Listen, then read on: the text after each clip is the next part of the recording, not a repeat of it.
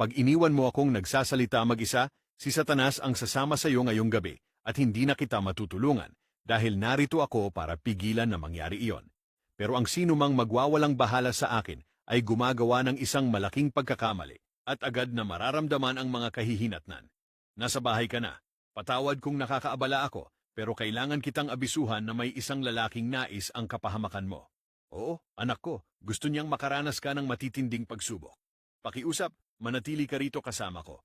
Kung hindi, pagsisisihan mo ito ng labis, dahil ang lalaking iyon ay maaaring magdulot sa iyo ng seryosong problema. Ipapakita ko sa iyo kung sino siya, pero bago iyon, tingnan mo ang 4 na button sa gilid. I-like, mag-comment, i-share, at higit sa lahat i-follow ang profile na ito. Kung gusto mong protektahan ko ang iyong tahanan at paalisin ang lahat ng kasamaan sa paligid mo, pindutin mo ang lahat ng iyan. Pero kung ayaw mong gawin ito, ibig sabihin mas gusto mong si Satanas ang mamuno. Sa ganung kaso, huwag mong pindutin kahit alin. Hinihiling ko rin na lumabas ka agad sa video na ito kung wala kang pagmamahal para sa akin. Ngayon, ipapakita ko sa iyo kung sino ang lalaking ito at hinihiling kong lumayo ka sa kanya agad-agad. Bigyang pansin ang mga susunod na hakbang. Pindutin ang share at piliin ang more. Ang ika-6 na contact mo ang may inisyal ng lalaking gustong wakasan ka.